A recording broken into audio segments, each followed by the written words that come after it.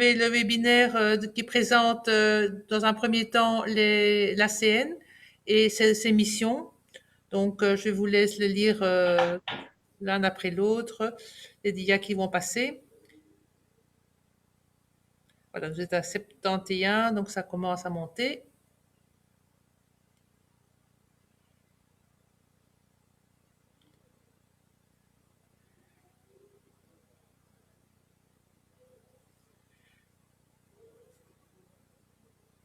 Il est juste 17h01, je vais encore attendre quelques minutes pour que vous soyez plus nombreux.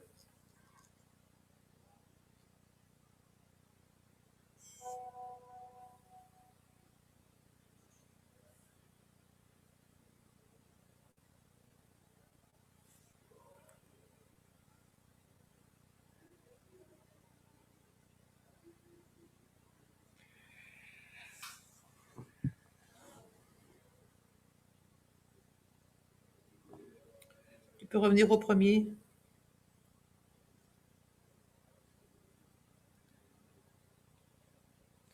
Voilà, je vais commencer parce que le temps est assez minuté dans la mesure où on a 1 heure et deux personnalités, deux conférenciers qui vont nous exposer chacun pendant une demi-heure. Alors, bienvenue sur ce webinaire. C'est 4 webinaires qui vont s'étaler sur le mois de mai, tous les mercredis, et qui en fait ont été conçus et organisés pour fêter la journée de l'infirmière qui a lieu le 12 mai. Je crois que c'est particulièrement important en ces périodes où la profession a été mise à rude épreuve, d'avoir des webinaires qui viennent fêter finalement cette profession et qui de mieux que la profession elle-même peut se fêter elle-même. Donc voilà, je vous souhaite à toutes, pour les 4 semaines qui viennent, une belle fête des infirmières. Alors, ce webinaire ont été soutenus, vous les voyez ici en dessous, par Recity, Randstad et Saint-Luc. Je tenais à les remercier aussi pour leur contribution qui rend possible cette manifestation. Tu peux passer peut-être le suivant, Olivier. Voilà. Donc rapidement, l'ACN a 3 missions principales. Représenter la profession infirmière partout là où on parle de l'infirmière, que ce soit à l'INAMI, au SPF Santé publique, mais également dans les instances plutôt de l'enseignement ou de santé mentale, etc. Informer, c'est une des grosses missions de l'ACN et c'est ce qu'on fait aujourd'hui. On vous informe, on vous forme pour que vous soyez aussi bien au courant de ce qui se passe dans la profession et que vous puissiez répercuter de façon précise et exacte les informations qui parfois sont un peu déformées dans la presse ou dans les réseaux sociaux. Et puis former, c'est une grosse activité qui malheureusement est un petit peu en sourdine pour l'instant à cause des mesures sanitaires, mais nous espérons que dans un très proche avenir, cette mission sera d'autant plus remise en forme, c'est le cas de le dire, parce que je crois que c'est un besoin qu'on a au niveau infirmier de se former tout au long de sa carrière. Voilà les 3 missions, et c'est aussi évidemment s'affilier, parce que sans vous, on n'est rien. L'association ne vit que par les membres qui sont là.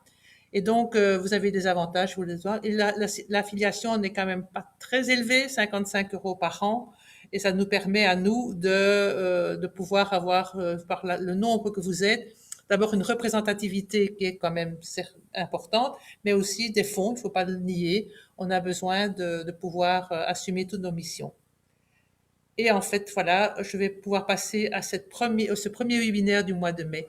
Alors, ce webinaire, nous l'avons voulu pas pour se plaindre, pas pour dénoncer tout ce qui ne va pas. Je crois qu'il y a bien d'autres endroits où ça se fait, mais plutôt pour montrer la force de cette profession, sa capacité de résilience et de progrès. Et donc, ce sont des webinaires qui se veulent positifs, constructifs, et de montrer qu'il y a des ressources et vraiment beaucoup d'énergie dans cette profession. Et nous commençons aujourd'hui par Nicolas Beumer, qui va vous montrer comment le rôle de l'infirmier dans une réponse à l'épidémie a démontré une solidarité entre les secteurs. Et je crois que c'est vraiment un point fort aussi et qu'il faudra encore augmenter, c'est cette capacité de solidarité dans tous les secteurs. Il n'y a pas un secteur mieux que l'autre, ils sont tous importants pour la vie, la santé publique et le secteur des soins. En fait, après, à 17, donc je vous dirai comment ça se passe. 17h30, c'est Christine Skeppers qui vient du CHC du Mont-Légien. Et donc, c'est l'impact de la transformation d'une salle de réveil en unité de soins intensifs Covid. Plusieurs hôpitaux ont dû faire ce périlleux exercice de transformation, de détransformation, de retransformation. Et donc, Christine va nous expliquer un peu comment ça s'est passé au CHC au Mont-Légien. Alors, chacun de ces deux conférenciers a une demi-heure, un peu moins parce qu'on espère quand même que vous pourrez avoir des questions à leur poser. Et les questions, vous pouvez les poser dans le QR, enfin, qui vous s'affiche dans votre écran. Il ne sert à rien de les poser directement, c'est pas possible vu le nombre que vous êtes. Et j'essaierai de avec Olivier, que vous voyez dans le bas de l'écran et qui est notre président de la CN, de les regrouper et de les poser. Donc n'hésitez pas. Et si ce n'est pas possible, eh bien, on essaiera une autre façon de les renvoyer par mail et que vous ayez également une réponse. Voilà, je crois que j'ai tout dit. Donc, je cède la parole à Monsieur Bemer, à Nicolas Bemer, je suis vraiment impatiente d'écouter. Bonjour à tous. Tout d'abord, merci beaucoup de m'accueillir. C'est vraiment avec plaisir du coup que je vais prendre cette demi-heure pour vous présenter un petit peu mon expérience de cette année 2020 qui a été un peu particulière. Donc, juste pour rapidement me présenter, c'est pas pour me faire mousser ce que je vais dire, hein, c'est juste pour tous ces éléments de présentation vous montrent un petit peu le réseau que j'ai pu mobiliser pendant dans le cadre de la réponse à la crise. J'ai une formation d'infirmier à la base que j'ai complétée par un master de santé publique et je suis arrivé en Belgique il y a quelques années. Hein, vous devinez un petit accent français, ceci explique cela. Et j'ai fait d'abord infirmier à domicile pendant quelques années et c'est des années pendant lesquelles j'ai été aussi très impliqué dans la création de certaines ASBL, l'Association des infirmiers indépendants de Namur. J'étais aussi impliqué comme administrateur chez Inficonsort, à la plateforme de première ligne wallonne. J'étais aussi prof à temps partiel à l'école d'infirmiers à l'ENALUX. Et maintenant, je travaille comme chargé de projet à la direction de la santé publique de la province de Namur, où je siège entre autres aussi comme administrateur dans Résinam, qui est un projet, un projet pilote sur l'accompagnement des malades chroniques. Et donc, en mars 2020, j'étais un peu comme vous, c'est-à-dire que j'ai entendu qu'arrivait une maladie un peu bizarre qu'on ne connaissait pas du tout. Et mon service m'a détaché au service du gouverneur de la province de Namur pour appuyer la cellule de crise pour répondre à cette épidémie. Alors, je vais juste très, très rapidement rappeler le rôle du gouverneur parce que moi, j'avoue qu'à ce moment-là, je ne le connaissais pas du tout. C'est vrai qu'on parle des gouverneurs par province, mais c'est une notion de territoire, ce n'est pas d'institution. Donc, un gouverneur n'est pas lié aux provinces au niveau institutionnel. C'est vraiment un représentant de l'État fédéral, mais qui défend aussi les intérêts autant du fédéral que des régions, que des communautés. Et donc, il a un rôle très, très important de coordination des politiques qui sont mises en place par les différents niveaux de pouvoir. Et donc, c'est lui qui a la charge d'appliquer les lois et les décrets sur le territoire dont il a la charge. Et donc, vous imaginez bien qu'en période de crise, c'est quelqu'un qui a un rôle tout à fait de premier ordre. Et donc, lorsqu'il répond à une crise, il s'appuie sur différents départements. Et donc là, pour le coup, moi, j'étais détaché auprès de 2 départements qui ont fusionné. Pour le coup, c'est le département logistique et le département médical, qui ont fusionné simplement parce que les besoins de réponse à l'épidémie, assez évidemment, étaient très convergents entre ces 2 départements. Et donc, lors de la première vague, excusez-moi, il faut bien se rappeler qu'on ne savait vraiment pas grand-chose. Hein. Et donc, tout ce que je vais vous présenter aujourd'hui, l'idée, ce n'est pas du tout de porter un regard critique sur les réponses qui ont été apportées, c'est vraiment de mettre en lumière la place qu'ont pris les infirmiers dans cette réponse, hein, d'accord ? Parce que vous verrez que parmi tout ce qui a été mis en place, après coup, il y a des choses qui se sont avérées inutiles. Mais sur le moment, personne n'avait de boule de cristal, on ne savait pas à quoi on avait affaire. Et donc, on pouvait s'appuyer que sur des hypothèses. Et donc, lors de la première vague, le département dans lequel j'étais détaché, une grosse partie de son travail, ça a été de distribuer le matériel de protection individuelle vers les forces vives du terrain, hein, les médecins, les infirmiers, etc. Donc, du matériel qui arrive autant du fédéral que des régions, etc. Vous connaissez la complexité de notre pays dans ce domaine-là. Et donc, c'était un énorme défi logistique. Alors moi, j'avoue que je n'étais pas trop impliqué dans cette partie-là et j'ai plus été impliqué dans un autre volet qui était le déploiement de PMO, qui étaient des postes médicaux d'orientation. Ce qu'on craignait à ce moment-là, c'était que les hôpitaux soient complètement submergés d'urgence. Et donc, devant chaque hôpital, vous avez vu fleurir des tentes qui avaient comme objectif de faire un tri et éviter que les hôpitaux soient submergés. Donc, sur la province de Namur, il fallait du coup mettre en place devant les hôpitaux ces PMO. Et donc, ça a été aussi un défi logistique parce que il a fallu trouver énormément de matériel en très peu de temps.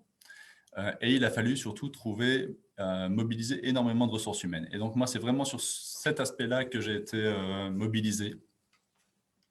Il faut bien comprendre que donc, les PMO avaient besoin autant de médecins que d'infirmiers, que de brancardiers, que de secrétaires. Et donc, il a fallu très, très rapidement trouver ce petit monde. Alors, je ne voudrais surtout pas laisser penser que j'ai fait ça tout seul. Il y a eu une incroyable mobilisation de tous les acteurs, que ce soit les médecins évidemment, les écoles d'infirmiers, la Croix-Rouge, les pompiers, etc., qui avaient déjà prémâché énormément de choses. Hein. Donc, tout ce que je vais parler, ça a été possible grâce à leur travail au préalable. Hein. Je ne veux vraiment pas minimiser tout ce qui s'est fait à côté de ce que j'ai pu mettre en place. Mais donc, il faut bien réaliser qu'on a dû, en l'espace de quelques jours, de 3 jours concrètement, planifier pratiquement 75 personnes par jour pour répondre aux besoins de ressources humaines 24 heures sur 24, 7 jours sur 7 pour tous les PMO de la province de Namur. Et donc, ça a demandé effectivement que la province, l'institution, pour le coup, a détaché pratiquement 8 à 10 personnes pendant plusieurs jours pour répondre à ce défi, parce que c'était incroyablement compliqué pour planifier tout ça. Il faut bien réaliser qu'il n'y avait pas d'outils disponibles, donc c'est tout plein de petites choses, mais il a fallu créer une adresse mail adéquate, il a fallu créer une ligne téléphonique adéquate, il a fallu récupérer toutes les bases de données que nous mettaient à disposition les partenaires qui avaient déjà fait du travail en amont. Il a fallu les harmoniser, il a fallu compléter parce qu'en fait, on a récupéré des bases de données où il manquait des numéros de téléphone, où il manquait des adresses mail, etc., où on n'avait aucune idée des disponibilités des gens. Donc, en fait, il a fallu passer des milliers de coups de fil pour actualiser tout ça et pour pouvoir effectivement planifier ces ressources humaines.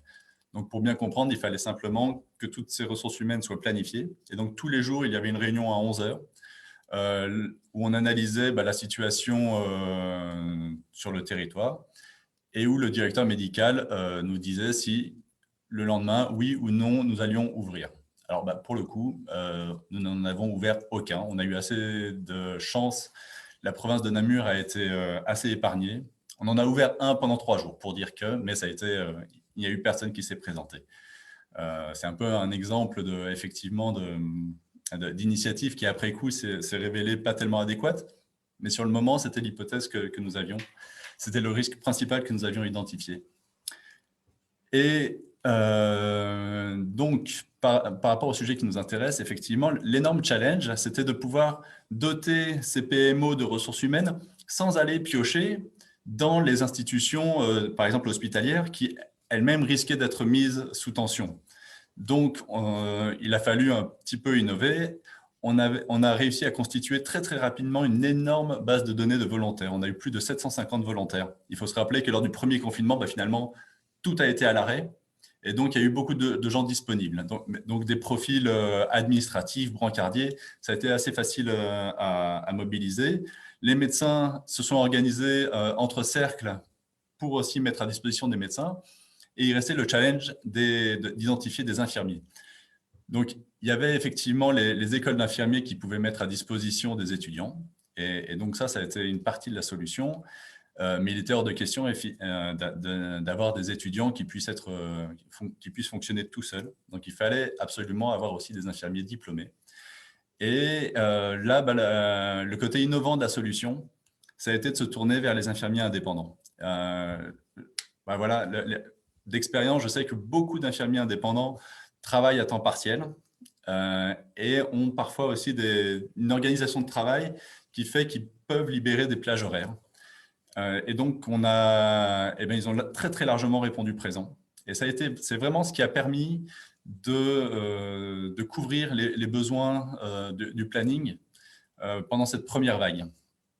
Et ça, c'est quelque chose à mon sens, vraiment à retenir. C'est à quel point ces infirmiers indépendants qui se sont un peu sentis abandonnés tout au début ont joué un rôle prépondérant dans la capacité de réponse à la crise.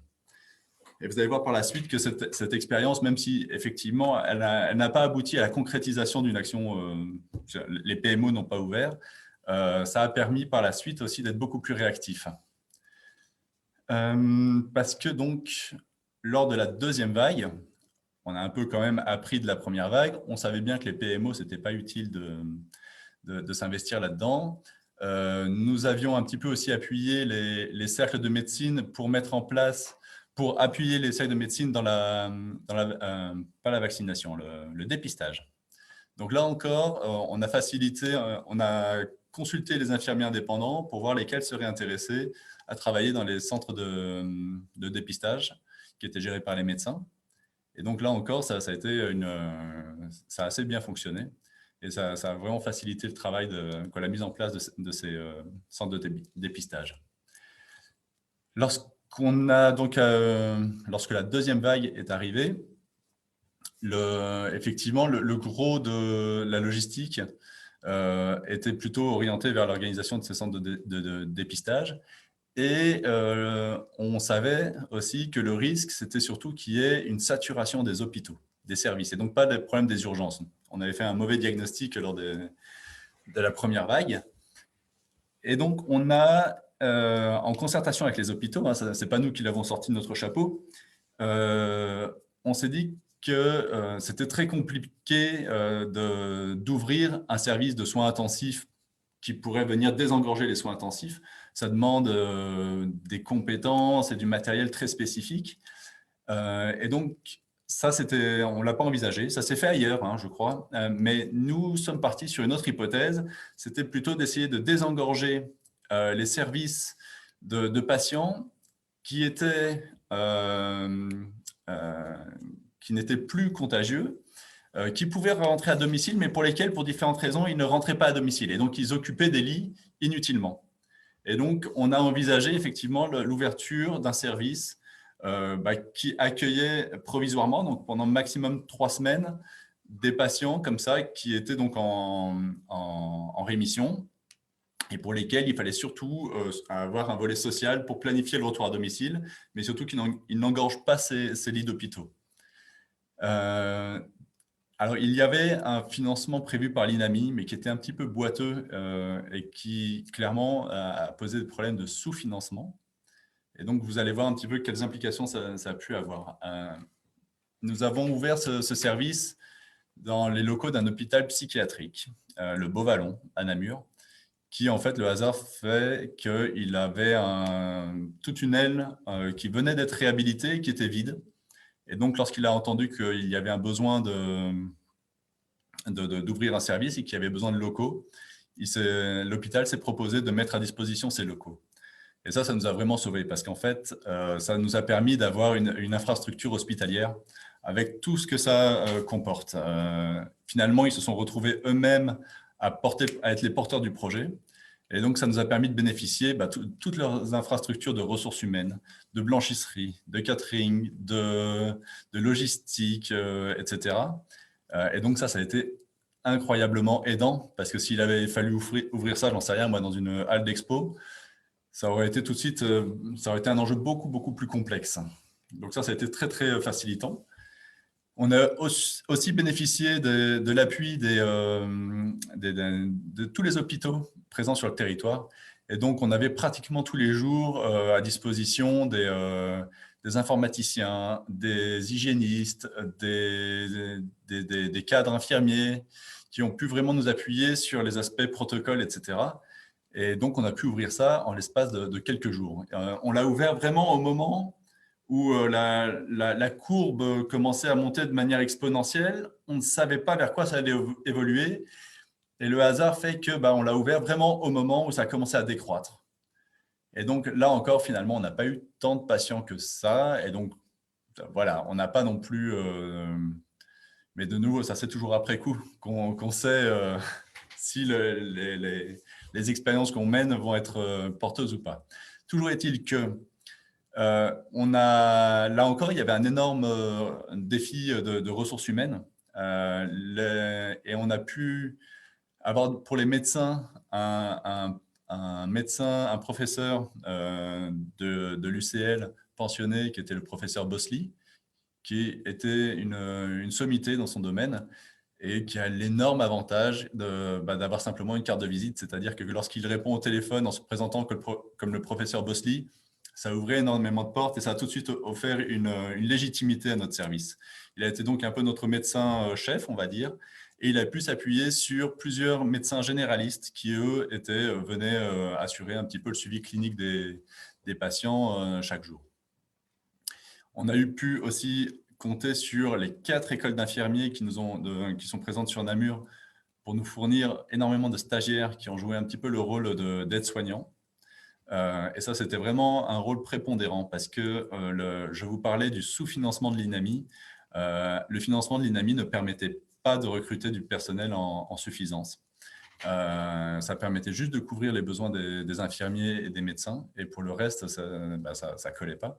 Et donc, le fait que les écoles aient pu fournir beaucoup de stagiaires, ça a été vraiment très aidant. On a eu aussi des militaires, donc, qui sont eux brancardiers, mais qui ont été là 24 heures sur 24 aussi. On a eu 2 militaires en permanence. Des kinés indépendants. Et pour le volet infirmier qui nous intéresse, de nouveau, nous nous sommes appuyés sur les infirmiers indépendants. On a trouvé un infirmier indépendant qui a joué le rôle d'infirmier-chef, qui lui venait vraiment chaque jour, alors pas sur toute la période de 8 heures de travail, mais il venait sur des plus courtes périodes, mais tous les jours, ce qui permettait d'avoir une continuité dans la gestion. Et à côté de ça, on a pu avoir une équipe d'une douzaine d'infirmiers, dont 3 ou 4 extrêmement stables, et puis les autres qui bouchaient un petit peu les trous, qui se sont mobilisés pour venir travailler dans ce service. Alors, ça, même si le modèle théorique il est tout beau, vous imaginez bien que ça soulève tout plein de questions. Hein. Il y a effectivement le fait d'avoir un service où des infirmiers indépendants, des infirmiers à domicile travaillent dans le service. Ils n'ont pas l'habitude forcément de la manière de travailler à l'hôpital. Ce n'est pas la même façon de travailler, ce n'est pas la même façon d'organiser son travail. Donc ça, pour nous, on a vraiment mis le paquet sur l'accueil, sur la formation. Donc, ils ont tous reçu une formation. C'est des formations aussi qu'on a enregistrées de manière à pouvoir envoyer les vidéos aux infirmiers qui arrivaient après coup. On a pu compter, comme je vous l'ai dit, sur l'encadrement aussi des hôpitaux de la région, qui ont donc pu apporter vraiment chaque jour un input, un soutien à ces infirmiers pour petit à petit améliorer la situation. Il y avait effectivement aussi tout le côté encadrement des stagiaires, parce que ce n'est pas tout d'avoir tout plein de stagiaires qui jouent le rôle d'aide-soignant. Il faut aussi que ce soit du win-win. Ils nous ont beaucoup apporté. Et donc, nous, on a apporté vraiment une attention particulière à pouvoir les encadrer dans des bonnes conditions. Et il y avait aussi tout le problème, et ça, c'était plus général, de communication vers les infirmiers indépendants. Parce qu'on a bénéficié d'une un listing des infirmiers indépendants sur la province.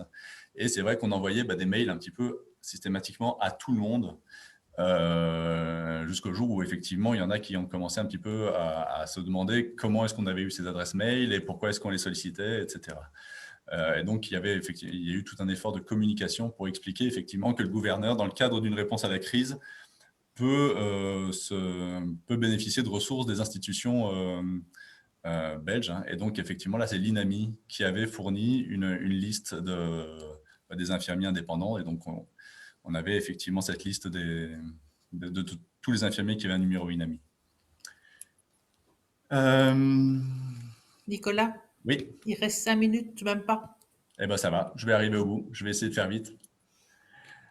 Et donc, juste encore un dernier aspect de réponse à la crise. Effectivement, on a aussi eu beaucoup d'appels de maisons de repos qui se retrouvaient dans des situations catastrophiques.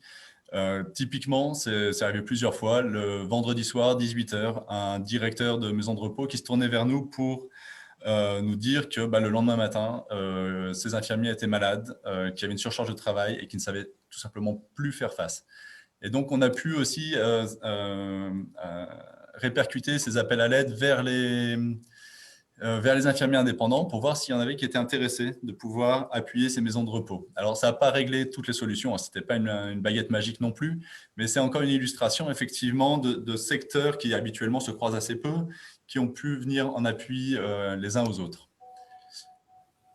Alors, bon, effectivement, le temps est extrêmement court, et donc je voudrais juste conclure sur le fait que ces expériences, pour moi, elles montrent que dans des situations exceptionnelles, on met en place des dispositifs exceptionnels, et que ça a été, à mon sens, l'opportunité de voir des mondes qui se connaissaient assez peu travailler ensemble. Hein. Ce n'est pas habituel que les infirmiers de première ligne viennent en appui, par exemple aux hôpitaux, que le monde académique fournisse vraiment une solution structurelle à des solutions qui viennent effectivement appuyer aussi les hôpitaux. Et je pense que pour les infirmiers indépendants, ça a mis en lumière l'importance qu'avait ce métier dans la réponse à la crise. Donc je pense, là c'est une perche tendue et je pense que l'ACN en a bien conscience, hein, mais là il y a vraiment une fenêtre d'opportunité pour s'appuyer sur ces expériences, pour démontrer à quel point les infirmiers, et typiquement les infirmiers à domicile, dépassent la seule prestation de soins au jour le jour, et qu'il y a vraiment c'est un métier qui doit être considéré. Mais avec un énorme défaut, c'est que effectivement le manque de structuration des infirmiers au niveau local a été un énorme frein à la communication vers ces acteurs. Et donc là, c'est un appel à tous les infirmiers à renforcer toute cette implication dans des projets locaux de représentation, sous forme d'associations ou d'autres. Mais voilà. Excusez-moi, sur la fin, ça a peut-être été un peu rapide, mais comme ça, j'arrive à peu près dans les temps. Voilà. Un grand merci, Nicolas, pour cette présentation qui met bien en avant. Et j'ai envie de reprendre comme conclusion ou comme finale ce qui a été mis dans la discussion et qui sont finalement tout à fait exemplaires, montre bien ce que tu as voulu dire. C'était belle collaboration multidisciplinaire, hospitalier, infirmier, généraliste, infirmier du domicile, tu viens encore de le citer. Et puis solidarité, entraide, collaboration, ces trois mots qui sont vraiment bien le résumé de ton expérience et de ce que tu voulais nous relater. Pour l'avenir, peut-on envisager de pérenniser ces collaborations utiles et efficaces en leur donnant un cadre? Ça, c'était plutôt une question. Et alors, nous travaillons en soins palliatifs, nous travaillons en réseau, médecins spécialistes, première ligne, kinés, etc., équipe de soutien en soins palliatifs, service social de l'hôpital. Voilà. Est-ce que peut-être a émergé là une belle collaboration, un petit peu par nécessité et puis sur le fait. Est-ce que comment pourrait-on engranger ces effets-là? Moi, à mon sens, il y a un acteur qui… Bon, là, je parle vraiment de la première ligne, hein, qui est le domaine que je connais le mieux. Mais il y a un acteur qui fait défaut à Namur et qui joue ailleurs un très, très grand rôle. Ce sont les SIST, les services intégrés de soins à domicile, qui sont a priori surtout centrés sur le financement de la concertation. mais qui aurait pu jouer ce rôle de coordination entre les acteurs de la première ligne. Et ça, je pense, entre-temps, on en a créé un à Namur. Donc ça, c'est une petite victoire. À refaire, s'il devait y avoir encore des crises à gérer, je pense que c'est vraiment un lieu où les infirmiers peuvent s'investir au niveau local pour défendre pas seulement défendre leurs intérêts, hein, mais aussi mieux travailler avec les autres acteurs. Merci Nicolas. Voilà. Ben, je crois que voilà, il est 17h30.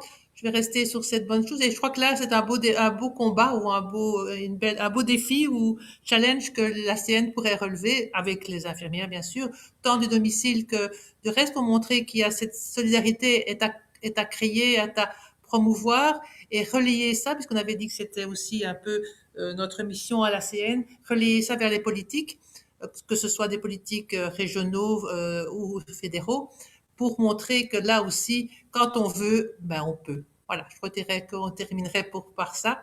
À vouloir, on peut le faire. Merci Nicolas. On ne peut pas t'applaudir. Enfin, moi, je peux le faire. Hein. On entendra par le micro. Mais un grand merci pour cette expérience et on espère que tu pourras continuer à promouvoir cette collaboration interdisciplinaire. C'est vraiment très, très beau. Avec plaisir. Merci beaucoup. Moi, je suis obligé de vous laisser aussi, Ben mais oui, merci pour l'invitation. voilà. Au revoir à tous. Au revoir, Nicolas. Je vais passer la parole à Christine Skeppers, qui va être dans le monde plutôt hospitalier ici, mais montrer aussi comment on peut développer aussi des synergies et des opportunités de travailler ensemble et de faire preuve de résilience. À toi, Christine. Alors bonjour à tout le monde, merci de m'avoir invitée. Donc je suis chef de salle d'un des services de soins intensifs de la clinique du Mont-Légia qui comporte 4 services de soins intensifs. Donc on a au total 48 lits. On a dû faire face à 2 choses lors de la première vague. C'était le déménagement vers le site de Mont-Légia et tout ça avec notre ami Covid. Donc, c'est un petit peu compliqué ce déménagement et notre arrivée sur le nouveau site. Quand nous sommes arrivés, bien évidemment, nous ne connaissions pas vraiment l'architecture, on ne connaissait pas les locaux. Donc, je pense qu'on a eu la tâche encore plus difficile que dans les hôpitaux dans lesquels on travaillait habituellement, puisqu'on savait où tout se trouvait. Nous, il a vraiment fallu s'habituer non seulement à l'architecture, mais à la composition des armoires, à certains nouveaux matériaux. Donc, c'était très compliqué. Et dès le début de la première vague, on a dû augmenter notre capacité d'accueil pour pouvoir absorber les différents patients Covid qui arrivaient, tout en maintenant une activité que j'appellerais propre de patients, par exemple, d'accidents de la route. Ça, il y en a eu quand même nettement moins puisque les gens étaient confinés. Mais bon, ça n'a pas empêché les personnes de faire des infarctus, de faire des œdèmes du poumon. Donc, on a dû aussi accueillir des patients qui n'étaient pas Covid. La première réflexion a été, est-ce qu'on les met dans une unité ou est-ce qu'on les dispatche sur les 4 unités? Donc, tout au début, on les a dispatchés et puis très vite, on s'est rendu compte que ça devenait difficilement vivable pour le personnel et peut-être dangereux pour les patients dits propres qui se trouvaient à côté de chambres d'isolement. Et donc, on a utilisé 2 unités, c'est-à-dire donc 24 lits, qui étaient exclusivement sales, donc contaminées Covid, et on a maintenu 2 unités qui étaient propres. Les 24 lits ont très vite été surchargés et donc on a dû ouvrir une autre unité. Et l'architecture qui se prêtait le mieux ou le moins mal pour faire ça, c'était l'unité de réveil pour plusieurs raisons. D'abord, elle était déjà agencée avec des monitorings et du matériel, pompes ou seringues, qui permettaient de surveiller des patients de soins intensifs. C'était une grande salle, donc ça permettait d'avoir une vue sur tous les patients. Et en plus, à ce moment-là, à la première vague, le bloc opératoire, le programme opératoire programmé a été arrêté et donc on n'a eu que les cas urgents, donc forcément beaucoup moins d'interventions. Et donc, ce qu'ils ont fait, ils ont fait du réveil dans une des salles du bloc et ils nous ont laissé toute l'architecture du réveil, rien que pour nous. Alors, la première intention, c'était de se dire, vu que c'est du bloc opératoire, c'est les chefs du bloc qui vont le gérer, mais très vite, on s'est rendu compte qu'une infirmière du bloc n'est pas une infirmière de réa et qu'une infirmière de réa n'est pas une infirmière du bloc. Et donc, je me suis proposée pour être la responsable de ce qu'on a appelé le réveil Covid. Donc, en première vague, on a occupé ce réveil Covid 14 lits. Et à la deuxième vague, on est monté jusqu'à 20 lits, donc en plus de notre capacité d'accueil habituelle. Alors, quels ont été les défis? Il y en a eu plusieurs. Tout d'abord, le premier défi qui était architectural. Un patient qui va au réveil est un patient dit léger, en règle générale. Les lits sont les uns proches des autres, puisqu'il y a très peu de soins à donner aux patients. Tous les lits sont monitorisés, mais ce sont des lits ouverts avec une vue sur tout le monde. Donc, on a dû essayer de séparer un petit peu les lits, puisque on avait, nous, du matériel à mettre en plus, des respirateurs, des hémofiltrations, voilà, différentes sortes de matériel. Le problème, c'est que les monitorings étaient liés au lit, donc on a dû essayer de mettre un lit sur deux, pour pouvoir quand même, pour que le personnel puisse quand même tourner autour des lits et apporter des soins aux patients, alors que le patient était monitorisé dans le bon lit. Donc ça a déjà été compliqué. Ce qui était également compliqué, ça a l'air ridicule, mais c'est qu'il nous fallait des lits pour mettre les patients dedans. Le réveil à la base est une salle vide de lits, puisque le patient arrive sur son lit, il est opéré, il retourne sur son lit et il repart. Là, on devait trouver des lits dans l'hôpital.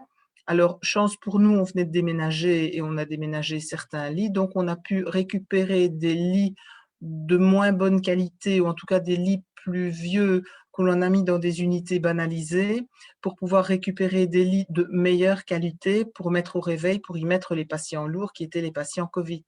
Même chose pour tout ce qui était matelas alternating. Un patient Covid, forcément, ne bouge pas beaucoup. Et donc, on a dû essayer de nouveau de trouver des alternatives à gauche, à droite, en récupérant ceux qu'on avait peut-être décidé de déclasser, mais qui fonctionnaient encore. Et donc, la logistique pour trouver du matériel a déjà été compliquée. Ensuite, on a dû faire face à du matériel avec lequel on n'avait pas l'habitude de travailler, même si les monitorings sont les mêmes. Un monitoring de soins intensifs est plus performant et permet des choses plus pointues qu'un monitoring de réveil. Les respirateurs, on avait une belle quantité de respirateurs de soins intensifs, mais pas que. Et donc, on a dû utiliser des respirateurs d'anesthésie pour pouvoir anesthésier nos patients au réveil. Donc, tout ça, c'était en ce qui concernait l'architecture. Ensuite, on a dû décider de quels patients on allait mettre dans notre réveil, parce qu'on s'est dit on ne peut pas accepter que des patients soient mis en randonnion à 1,5 m, 2 mètres maximum les uns des autres, sans aucune protection pour les cacher à la vue les uns des autres. Et donc, on a décidé au réveil Covid de ne mettre que des patients intubés. Donc, tous les patients qui sont arrivés au réveil ont été soit intubés à leur arrivée, soit c'était des patients qui étaient déjà intubés dans l'unité de soins intensifs conventionnelle qu'on nous transférait pour prendre des patients non intubés dans l'unité conventionnelle. Donc ça, c'est pour ce qui est de l'architecture et des patients qu'on y a mis. Autre problème, c'était tout ce qui était le matériel, toute la logistique. Au réveil, bien évidemment, ils n'ont pas le même matériel qu'aux soins intensifs. Donc, la première vague a été très compliquée parce qu'on s'est rendu compte, avec le recul, qu'on n'avait peut-être pas suffisamment réfléchi au matériel qu'on devait mettre à disposition du réveil Covid. Et très vite, on a dû courir dans les autres unités pour se dépanner parce qu'on devait mettre une artère, parce qu'on devait mettre un cathéter PICO, parce qu'on devait mettre une hémofiltration en route. Donc, je me suis arrêtée un moment avec certaines collègues et avec les responsables de la logistique, et on a donc essayé de recréer une réserve matérielle digne des soins intensifs qui était presque la même que celle qui se trouvait dans les unités conventionnelles de soins intensifs, à l'exception de certains types de matériel dont on n'avait pas besoin au réveil. Mais pour ce faire, il a fallu qu'on trouve des chariots, des armoires, des bacs, des séparations, qu'on étiquette tout cela, qu'on essaie de ranger tout ce matériel d'une manière un peu logique pour que le personnel qui avait besoin d'une chose ou de l'autre, mais ne doivent pas courir un peu partout en ne sachant pas où les choses se trouvaient. Donc, on a essayé de faire des chariots par système, par exemple les systèmes respiratoires où on avait tout ce qui était tube endotrachéal, tuyaux de respirateur, filtres, des systèmes vasculaires où il y avait le matériel pour les voies centrales, les artères, les cathéters picots, des systèmes digestifs où il y avait des sondes gastriques, où il y avait… Enfin, voilà, en gros, c'est comme ça qu'on a procédé. Ça ne s'est pas fait en un jour. Et surtout, ça a à chaque fois été amélioré. Donc, à la première vague, à la fin de la première vague, on a laissé le matériel en place parce qu'on s'est dit, si une deuxième vague arrive, autant ne pas défaire tout ce qu'on a tricoté. Et ça a été bien utile parce que la deuxième vague est arrivée. On avait eu le temps à ce moment-là de réfléchir aux choses dont on n'avait finalement pas eu besoin, qu'on pouvait enlever pour faire de la place, et des choses dont on avait eu besoin et qu'on n'avait pas trouvé. Donc, on a remanié nos chariots à matériel.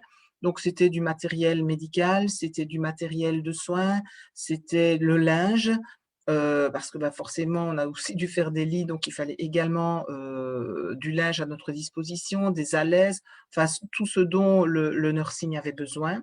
Donc, ça, c'était pour tout ce qui était matériel. Puis, il a fallu trouver le personnel. Alors, la chance que nous avons eue à la première vague, c'est que vu que le bloc opératoire fonctionnait vraiment à minima, puisque ce n'était que les interventions urgentes, il y a une grosse partie du personnel qui était normalement dédié au réveil normal et au bloc opératoire, qui est venu en renfort du personnel infirmier de soins intensifs. On a également bénéficié de l'aide du personnel de tout ce qui était endoscopie, de tout ce qui était coronarographie. Et on a décidé de travailler systématiquement en binôme, puisque bien évidemment, ce sont des infirmières, mais ce sont des infirmières qui n'ont pas l'habitude de prendre en charge ce type de patients. Et donc, on a décidé chaque fois de mettre une infirmière SIAMU ou, si elle n'avait pas le titre SIAMU, au moins une infirmière qui avait l'habitude de gérer des patients de REA parce qu'elle travaillait dans les unités de REA. Et on l'a couplée avec une infirmière ou un infirmier qui n'en avaient pas l'habitude. Et donc, elles ont systématiquement travaillé en binôme et il y avait un binôme pour 3 lits. Et forcément, plus le nombre de patients augmentait, plus on a créé comme ça des binômes en matin, en après-midi, en nuit. Alors, au début, bien évidemment, les infirmières qui n'avaient pas l'habitude de travailler en REA, on a essayé de leur mettre des tâches qui étaient plus des tâches de nursing, je dirais, basiques. Mais progressivement, on a vu que ces garçons étaient excessivement motivés et essayaient d'apprendre et essayaient vraiment de faire des choses le mieux qu'ils pouvaient.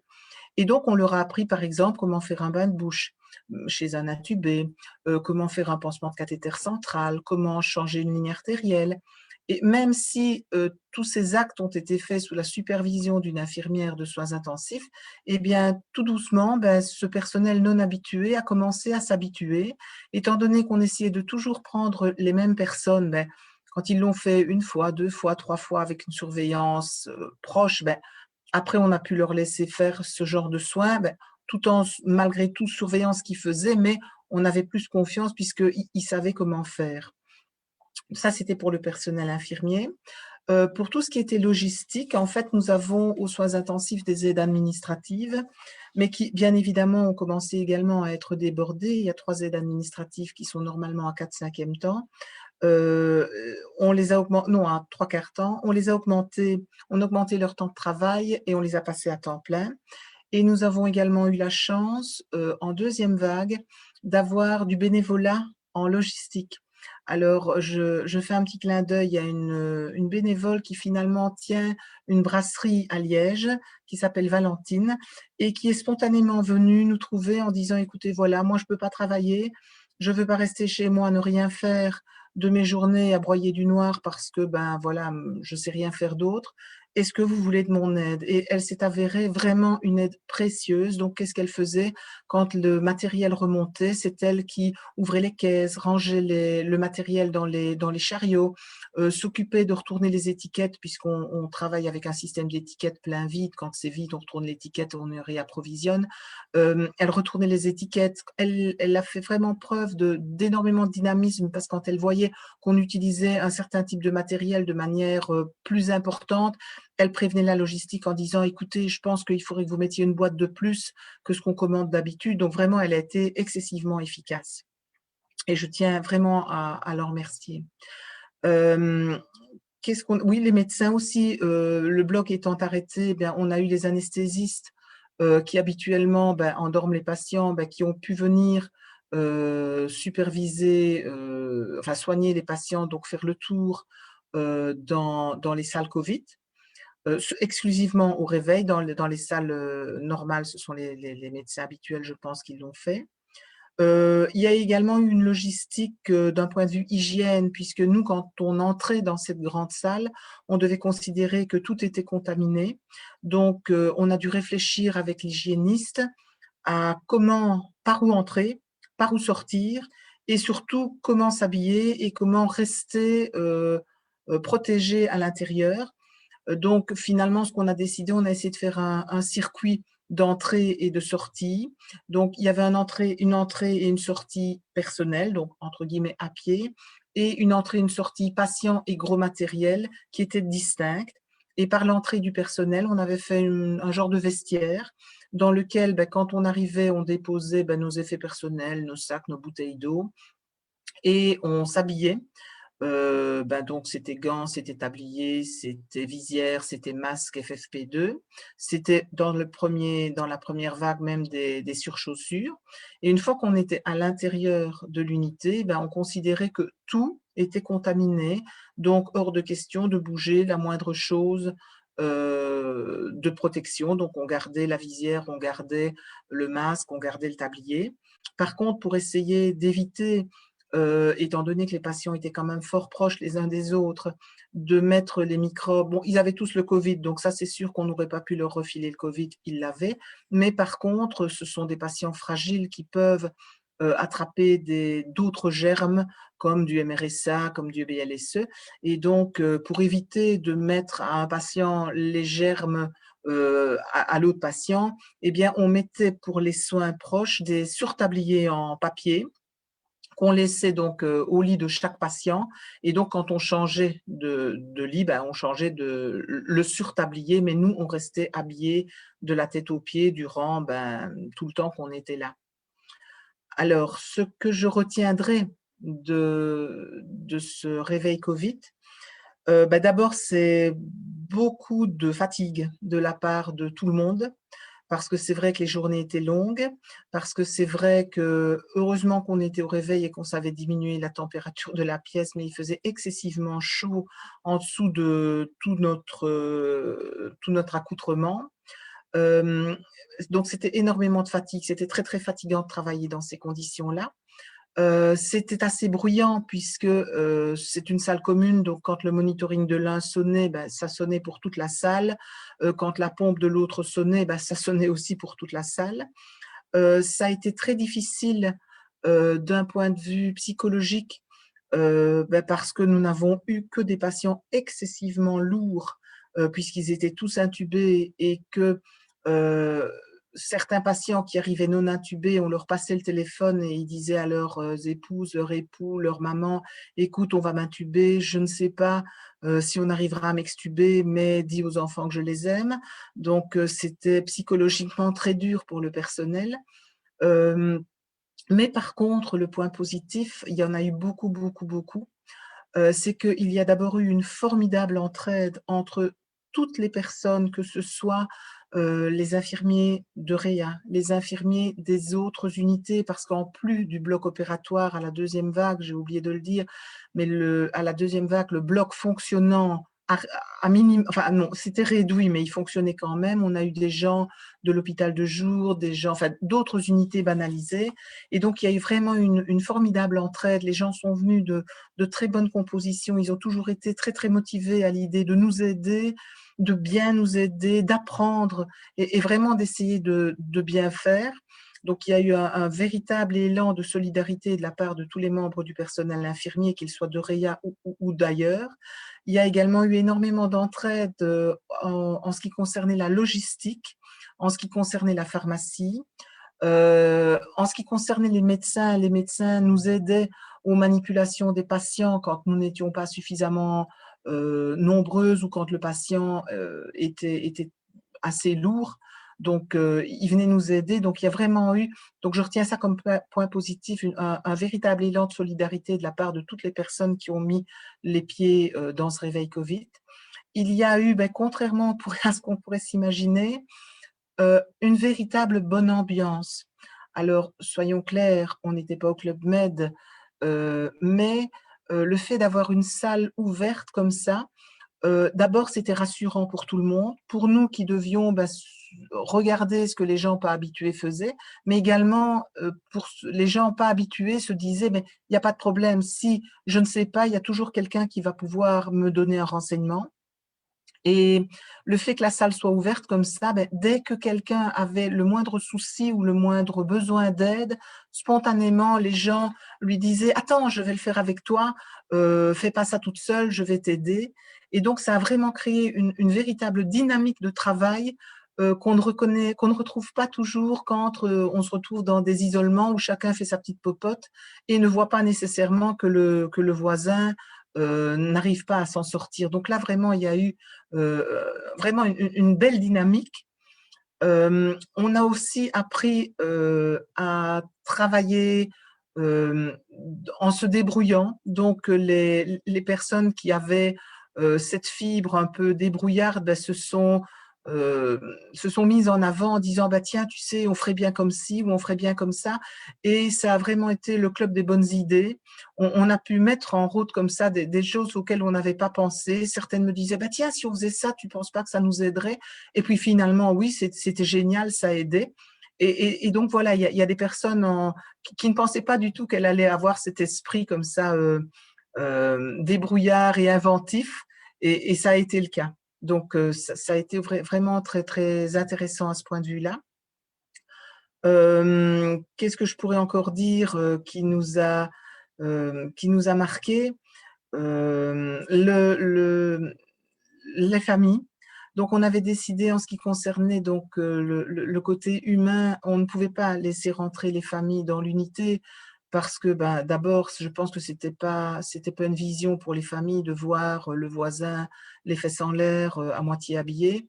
Donc, ça, les familles n'avaient pas accès au réveil, mais par contre, systématiquement, tous les jours, les médecins téléphonaient après avoir fait leur tour de salle à un membre. Donc, on avait décidé qu'il y avait une personne relais par famille, et donc les médecins téléphonaient à cette personne de référence pour donner des nouvelles sur l'état du patient tous les jours à l'exception du week-end. Et tous les jours, ils l'ont fait. Et donc, on a vraiment eu ces familles très reconnaissantes du fait qu'on les ait tenues au courant alors que malheureusement, ils ne pouvaient pas venir voir leurs proches. Et le week-end, on les autorisait à nous téléphoner. Donc, de nouveau, une personne pouvait nous téléphoner à la fin de la pause du matin pour prendre des nouvelles des patients. Et donc, on peut retenir également ces merci de ces familles qui ont vécu l'enfer, mais bon, qu'on a peut-être essayé d'adoucir un petit peu en étant bienveillant et en essayant d'être le plus humain qu'on pouvait. Bien évidemment, les patients en fin de vie, les familles ont pu entrer et, s'ils le désiraient, accompagner leurs proches pour les derniers instants de vie. Donc, on essayait, quand c'est comme ça, d'isoler avec un paravent ou deux le patient qui était en train de décéder, et on laissait la famille à côté de lui pour qu'il puisse l'accompagner durant les derniers moments. Voilà, en ce qui concerne mon expérience, j'en arrive au bout. je dirais solidarité, bienveillance, dynamisme, entraide beaucoup, débrouillardise énormément. Je pense que j'espère en tout cas ne plus revivre cette première et cette deuxième vague.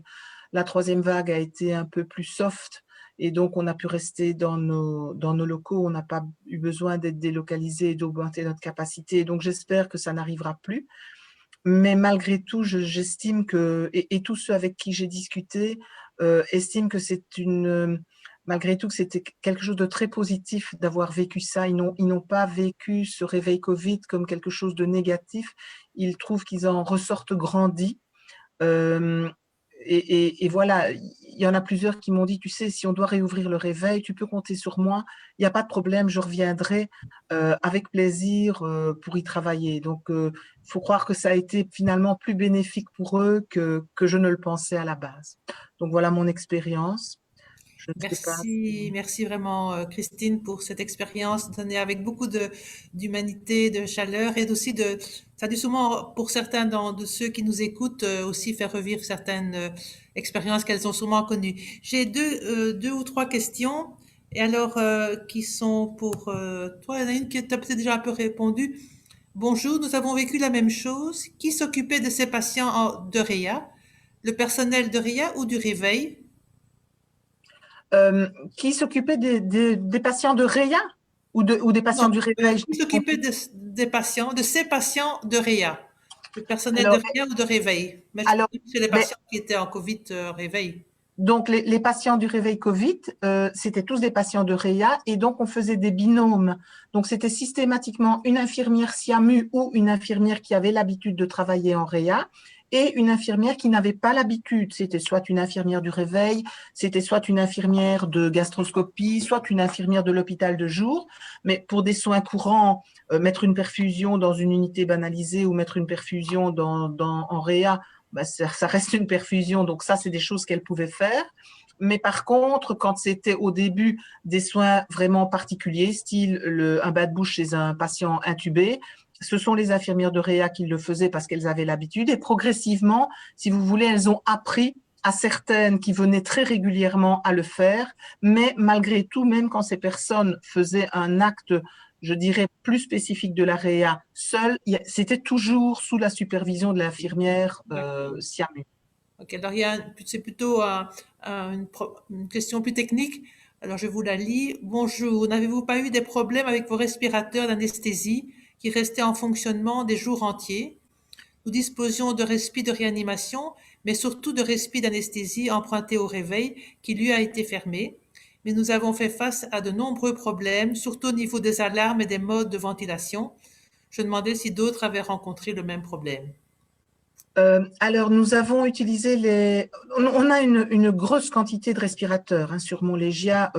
On a vraiment plus de respirateurs que de lits de réa. Donc, on a quand même transféré beaucoup de respirateurs, je dirais, de soins intensifs vers le réveil. Donc, la plupart des patients étaient quand même ventilés avec des respirateurs performants comme des Puritanes, comme des Servo, enfin, des respirateurs de réa. Certains étaient ventilés avec des respirateurs du réveil. Et pourquoi est-ce qu'on a dû utiliser ces respirateurs? D'abord parce qu'à un moment donné, on est tombé à court, mais aussi parce que on avait peur de tomber à court de produits d'anesthésie. On avait peur à un moment donné, on nous disait, vous allez sûrement tomber à court de dormicum. Et donc, on nous a demandé d'essayer de lever le pied sur les produits de sédation. Et donc, on a anesthésié nos patients au sévoflurane, qui est en fait un gaz d'anesthésie et qui est facilement utilisable sur les respis d'anesthésie. Et donc, les patients qui avaient les respis d'anesthésie étaient des patients anesthésiés au sévo d'office. Alors oui, ils n'ont pas la même capacité que les respis de réa, donc on ne sait pas faire tous les modes ventilatoires, mais c'était des patients qui étaient full sédation et qui avaient juste besoin de volume contrôle. Et donc, on ne les a pas utilisés comme respi de réa, mais plutôt comme respi d'anesthésie pour épargner les anesthésiants. Voilà. Merci pour ces éléments assez techniques, mais qui sont quand même importants. Il faut que le matériel suive pour que ce soit pas un stress de plus. Alors j'ai une autre ici, plutôt une réflexion d'une dame qui travaille en MRS, et je trouve que c'était intéressant de voir aussi que parmi vous, certains viennent des hôpitaux, des MRS et d'ailleurs. En travaillant en MRS, lors du premier confinement, nous avons dû aussi faire face à une mise en place d'une aile Covid qui a généré beaucoup d'énergie et de temps. Donc voilà, il n'y a pas que l'hôpital qui a dû faire face à ces éléments-là. Une équipe fixe pour chaque étage avec des horaires de crise. Ce fut épuisant physiquement et moralement, dû au nombre de décès. Nous avons eu la chance d'avoir l'aide de 2 aides-soignantes de l'armée, ainsi que d'un kiné indépendant. Bel élan de solidarité venant de bénévoles de l'entité. Courage donc à toutes les équipes sur les sites hospitaliers, et je dirais partout finalement. Bon courage à tout le monde de le faire. Merci Christine pour ce témoignage qui montre aussi là comment il y a de la résilience, mais aussi beaucoup d'énergie pour faire face à des situations difficiles et qu'on peut le faire. Yes, you can, hein, c'est vraiment ça. Et vous l'avez démontré, et pas seulement Montlégia, je suis sûre que si on faisait une petite enquête parmi les différents hôpitaux, votre expérience, on peut la redupliquer parmi beaucoup d'autres endroits. Et je trouve que ça fait vraiment du bien d'entendre qu'on est là et que c'est vraiment un point central des infirmiers. La profession infirmière est vraiment un pivot dans le système de soins et de santé. Et il faut quand même que nous battions pour qu'on puisse le démontrer. Ça, c'est déjà fait, mais surtout qu'on puisse le faire reconnaître. Voilà. Si Vinciane peut passer les dernières d'IA, on va clôturer en remerciant encore beaucoup les deux, Christine et Nicolas, qui étaient précédemment, et donner rendez-vous à mardi prochain, qui est, je vais y revenir. Donc ici, vous avez une attestation de présence qui va vous être envoyée, si Vinciane, si je dis une erreur, Vinciane, tu me corriges, par mail.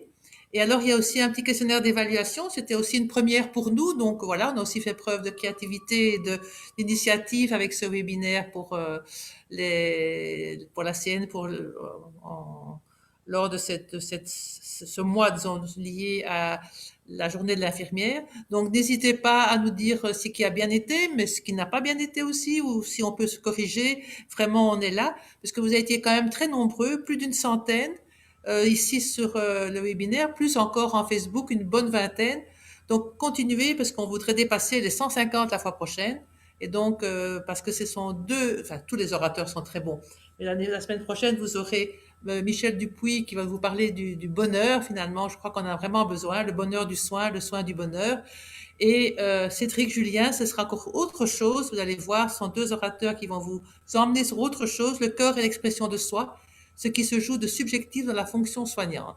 Donc, on va peut-être quitter un petit peu l'aspect très expérientiel de ce que vous avez vécu avec Christine et Nicolas pour aller sur quelque chose peut-être un peu plus de réflexion. Mais c'est aussi ça, la profession infirmière. Il faut être les mains dans le cambouis et la tête dans les étoiles. Merci à vous. Je vous souhaite une bonne fin de journée. N'hésitez pas à nous envoyer vos commentaires, votre évaluation. Vous aurez une attestation et je vous donne rendez-vous le 12 mai, la semaine prochaine, pour parler du bonheur et de ce qui est subjectif dans notre fonction. Au revoir. Je crois qu'on va quitter. Je crois que c'est Vinciane qui va... voilà. L'expérience humaine est passionnante. Voilà. Il y a déjà un commentaire sur Michel Dupuis. Merci à vous.